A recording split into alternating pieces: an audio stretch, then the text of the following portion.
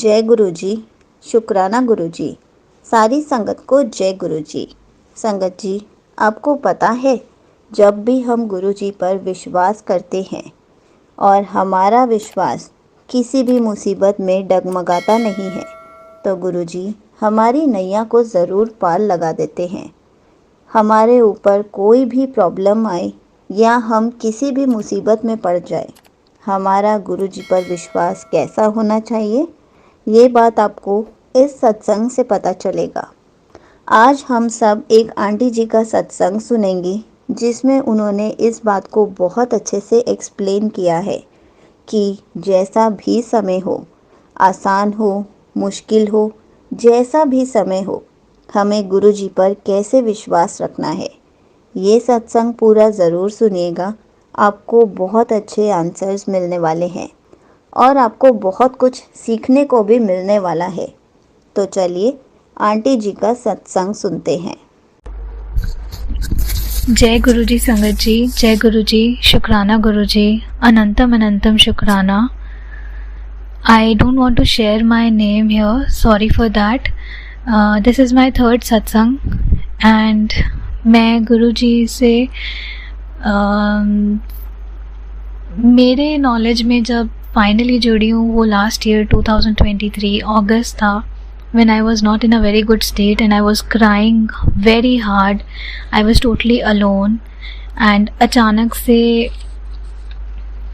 मेरे फ़ोन में सॉन्ग्स चल रहे थे पुराने और मैं बहुत तेज़ तेज़ रो रही थी। मैं बहुत परेशान थी अपनी सिचुएशन से, जब अचानक से गुरुजी के भजन और सत्संग चलने लग गया एंड मैं बहुत देर से रो रही थी और अपने आप को चुप नहीं करा पा रही थी। अकेले थी, बहुत बुरी हालत में थी और जैसे ही वो भजन चले मेरा रोना अपने आप रुक गया और मुझे ऐसा लगा जैसे मानो गुरुजी खुद वहाँ पे आए हैं और मेरे सिर पे हाथ फेर रहे हैं कि चुप हो जा, सब ठीक हो जाएगा।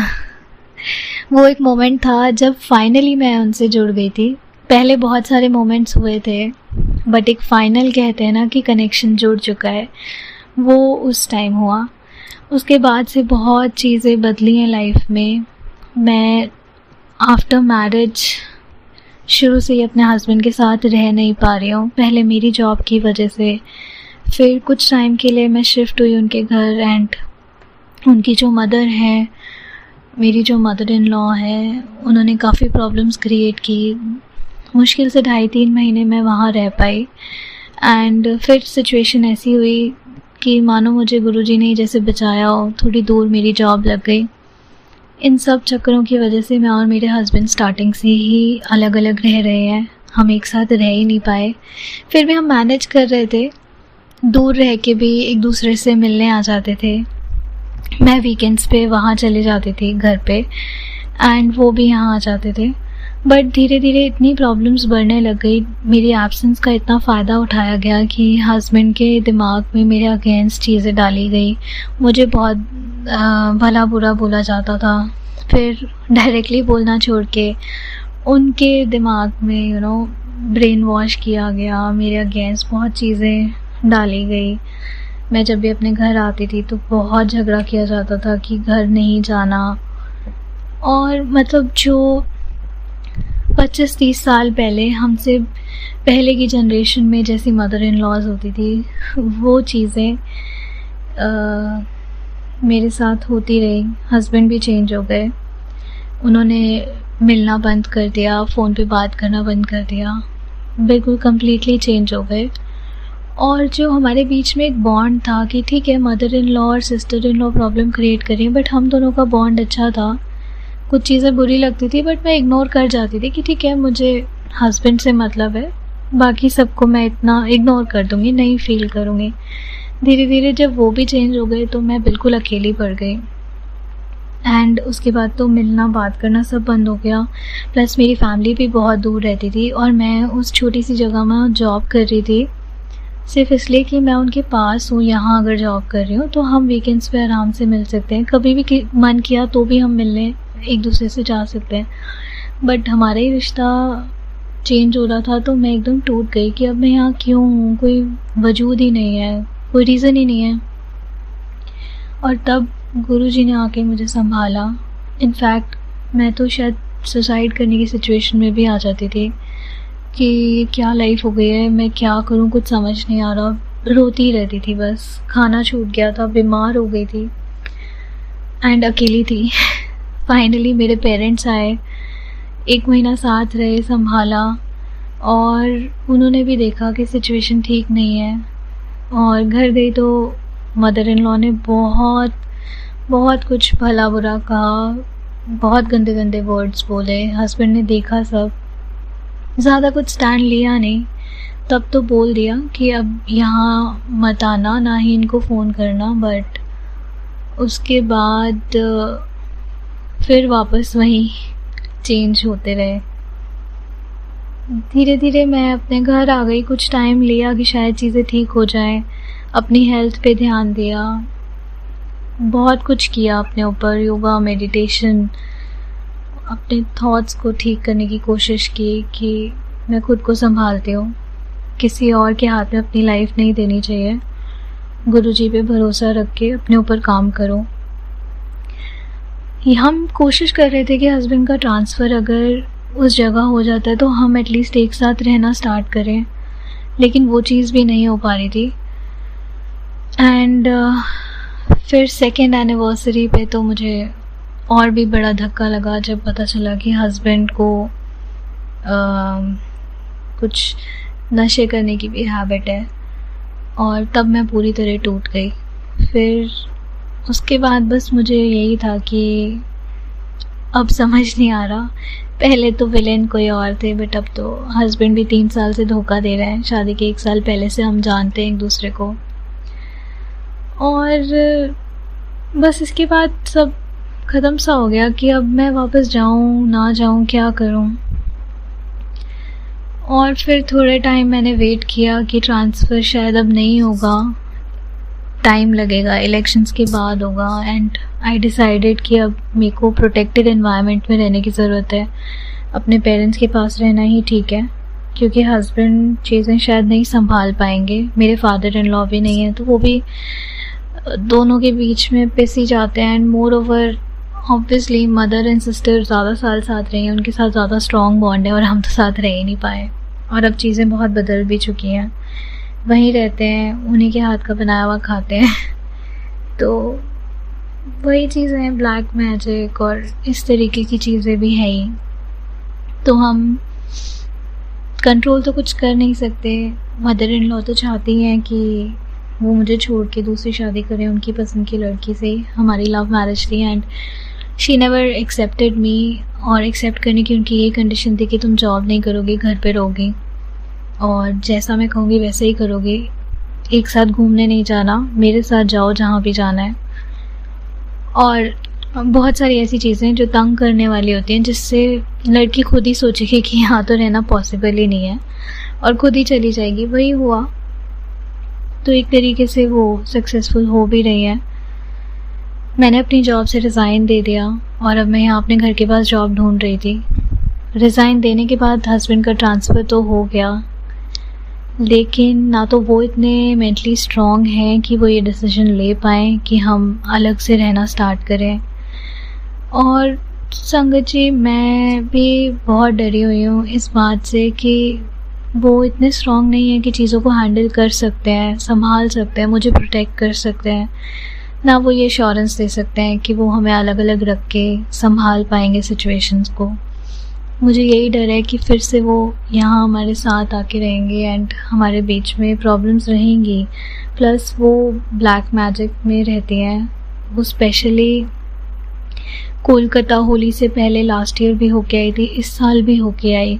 एंड जैसे ही वो वापस आती हैं, मेरे हस्बैंड पूरी तरह चेंज हो जाते हैं। इनफैक्ट मैं भी चेंज हो जाती हूँ, मेरा भी दिल नहीं करता उनसे बात करने का, और हमारे बीच में बिल्कुल कम्युनिकेशन ख़त्म हो जाता है। फ़िज़िकल रिलेशन तो वैसे ही नहीं है, तो हम हस्बैंड वाइफ वाली चीज़ तो हमारे बीच में काफ़ी टाइम से ही नहीं है। तो यहाँ बस ज़िंदगी अटकी हुई है। मैं गुरुजी से कुछ मांगती नहीं, क्योंकि गुरुजी कहते हैं मांगो नहीं मानो।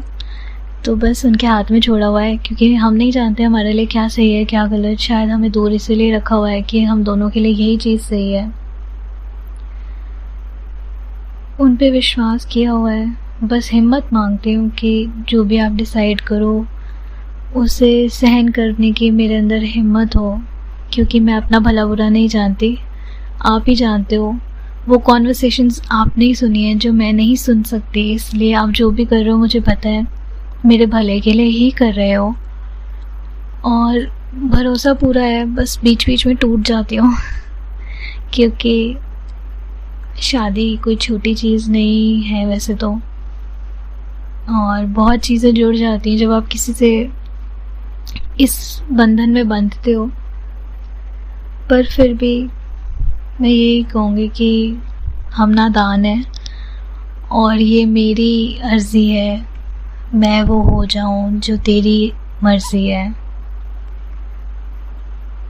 तो संगत जी, मैं इसके अलावा और बहुत सी चीज़ें शेयर करना चाहूँगी जो मेरे साथ हुई हैं। गुरु जी ने मुझे एज अ फादर संभाला है। मैं उनसे कई बार ऐसे लड़ भी पड़ती हूँ कि आप सबको ड्रीम दर्शन देते हो, मुझे क्यों नहीं देते। तो उन्होंने ड्रीम में मुझे शहद वर्षा दिखाई जो हमारे घर में हो रही थी, और मैं सबको दिखा रही थी कि देखो ये शहद वर्षा है, गुरु जी आए हैं हमारे घर। और बड़े मंदिर गए तो अचानक एक अंकल, हम लाइन में थे अंदर हॉल में, जब हम घुसे तो एक अंकल अचानक से मुझे देखने लगे और पूरी भीड़ में उन्होंने सिर्फ मुझे और मेरे भाई को रोक के बोला कि आंटी और अंकल केवल आप दोनों यहाँ से आगे जाएंगे, और हमें बिल्कुल सामने, अपने सामने बिठाया गुरुजी ने, और बहुत देर बिठा के रखा, वरना थोड़ा टाइम लिमिट होती है और हमें फिर आगे भेज दिया जाता है। बट उस दिन गुरुजी ने शायद पता नहीं कौन से पाप काटने थे कि हम बहुत देर बिल्कुल सामने गुरुजी के बैठे रहे। इतना प्लेजेंट फीलिंग थी, इतना पीसफुल था वो। और मैं एक और चीज़ आप सबसे शेयर करना चाहती हूँ। जब लंगर खाने गए तो जो बड़े मंदिर का लंगर प्रसाद है वो ऐसा है संगत जी कि मैं जितना भी उसको खा लूँ मुझे इतना स्वाद लगता है और मेरा पेट नहीं भरता, या शायद मेरी नीयत नहीं भरती, और मेरा दिल करता है कि मैं बस खाती ही रहूँ, मुझे और चाहिए। और वहाँ पे जैसे कि दो रोटी प्रसाद सबको दी जाती है पर पर्सन। कई बार ऐसा होता था कि घर आके मुझे भूख लगती थी और मुझे होता था कि मुझे और खाना है। तो उस दिन मैंने प्रे किया गुरुजी से कि गुरुजी या तो आप मेरा इन 2 रोटी में ही पेट भर देना, नहीं तो आप अपने आप और भेज देना, पर भूखा मत जाने देना, पेट भर के ही भेजना। और संगत जी, आप यकीन नहीं करोगे, उस दिन अपने आप एक्स्ट्रा रोटी प्रसाद लेके जो सेवादार थे, जो वॉलंटियर्स थे, वो वहाँ आए और मैंने एक्स्ट्रा खाया उस दिन, पेट भर के खाया। सब्ज़ी भी दोबारा जो आपको चाहिए थी वो मिल गई और बहुत अच्छे से पेट भर गया, इनफैक्ट ज़्यादा ही भर गया। गुरुजी ने बोला कि तू आज भूखी नहीं जाएगी, आज एक्स्ट्रा खा के जाएगी। और उस दिन मुझे घर आके रियलाइज़ भी हुआ कि ज़्यादा है ना, लालच नहीं करना चाहिए। उस दिन मेरा पेट कुछ ज़्यादा ही भर गया और फिर मैंने सोचा कि अब नहीं मांगूंगी गुरुजी, जितना दोगे बस उतने में ही, क्योंकि लंगर प्रसाद नॉर्मल कोई प्रसाद नहीं है, नॉर्मल खाना नहीं है, वो एक मैजिक है, वो एक दवाई है जो हमारे कष्ट को दूर करती है, हमारी सारी बीमारियों को ख़त्म करती है, हमारे पाप काटती है।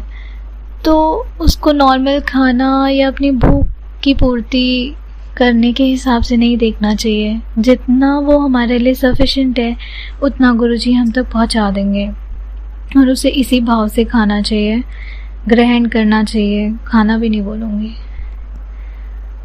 और संगत जी, बाकी मैंने इतने सत्संग ऐसे सुने जो सिमिलर टू मेरी स्टोरी थे।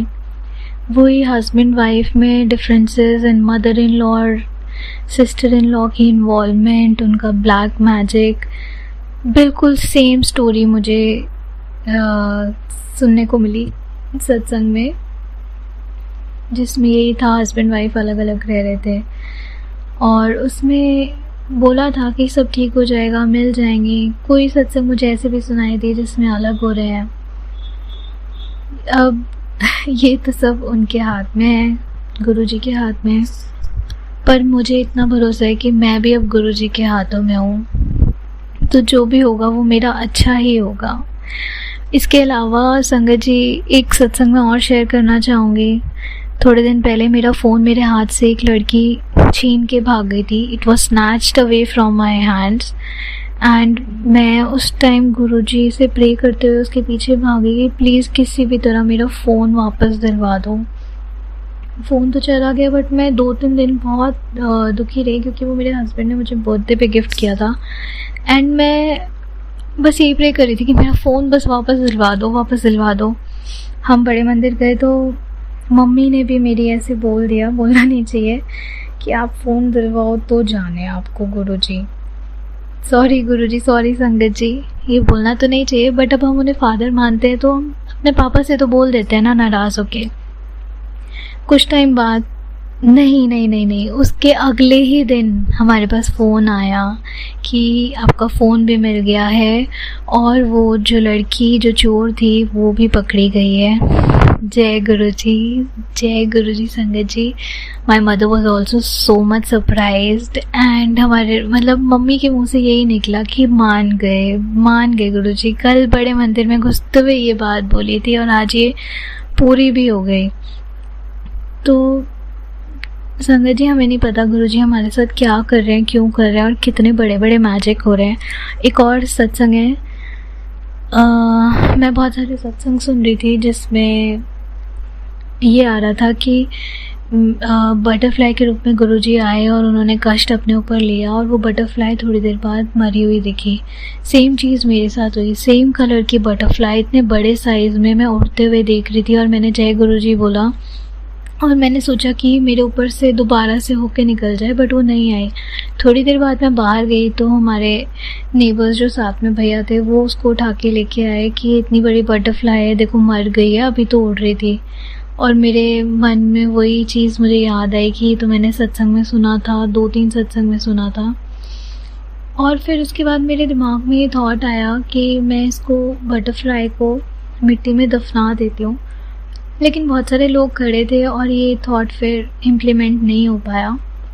मैं अंदर आ गई और नेक्स्ट डे मैंने सेम सत्संग सुना, बटरफ्लाई थी, बटरफ्लाई मर गई और उसके बाद वो आंटी ने सोचा कि वो उसको दफनाएंगी, लेकिन वो भूल गई।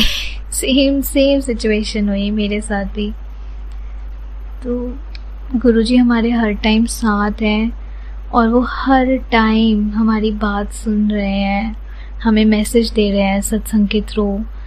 मैं जब भी परेशान होती हूँ मैं सत्संग खोल लेती हूँ। कई बार इतनी परेशान होती हूँ कि मैं कोई सत्संग नहीं सुन पाती, रिलेट भी नहीं कर पाती, लेकिन फिर भी सत्संग के थ्रू हमें बहुत सारे मैसेज गुरुजी पहुँचा देते हैं।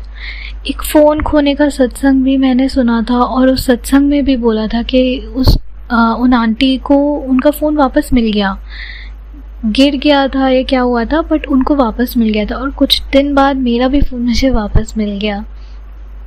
ये बहुत अमेजिंग एक्सपीरियंसेस हैं जब से मैं गुरुजी के साथ जुड़ी हूँ। मेरी लाइफ में बहुत चीज़ें हो रही हैं, अभी थोड़ा डाउन फेज भी चल रहा है, पर मैं जानती हूँ गुरुजी जो कर रहे हैं वो बहुत अच्छा कर रहे हैं। एक और चीज़ है, मेरी बहुत अच्छी जॉब लग गई थी, लगी लगाई जॉब पता नहीं कैसे मेरे हाथ से उन्होंने वापस ले ली and the company said no and they said internal hiring की वजह से इस हायरिंग प्रोसेस को रोक दिया गया है। It was a very good job and मैं बहुत दुखी भी हुई थी उसके बाद, बट मुझे लगता है कि शायद गुरुजी मेरे लिए और बहुत अच्छी अपॉर्चुनिटी क्रिएट कर रहे हैं, उससे भी अच्छी अपॉर्चुनिटी क्रिएट कर रहे हैं। इसलिए I just want to leave everything in his hands and let life happen to me according to his wish. आज के लिए बस मैं यहीं पे विराम दूंगी एंड आई प्रे गुरुजी हम सबको अपनी ब्लेसिंग्स देते रहें, अपनी छत्र छाया में रखें, कभी हमें उनसे दूर ना होने दें और हमेशा हमेशा हमारे साथ रहें, हर पल हमारे साथ रहे। जय गुरु जी संगत जी, जय गुरु जी, शुक्राना Guru ji. Thank you so much aunty ji, आपने अपना सत्संग पूरे गुरु परिवार के साथ शेयर किया। संगत जी, ये बात बिल्कुल सच है। हमारा टाइम अच्छा चल रहा हो या बुरा चल रहा हो, हमें गुरु जी पर विश्वास करना चाहिए। अगर हमारा विश्वास कभी नहीं डगमगाएगा तो हमारी नैया गुरु जी ज़रूर पार लगा देंगे, हमारी लाइफ में बहुत सारी हैप्पीनेस भर देंगे और हमारे ऊपर से सारे दुखों को, सारी बीमारियों को दूर कर देंगे, सारे कष्टों को भी दूर कर देंगे। इसलिए हमें हमेशा कोशिश करनी चाहिए कि अगर हम गुरु जी पर विश्वास कर रहे हैं तो हम आंख बंद कर कर विश्वास करें, ताकि गुरु जी हमारी झोली में खूब सारी खुशियाँ डाल दें और हमें कभी भी दुख का सामना ना करना पड़े। जय गुरु जी, शुक्राना गुरु जी।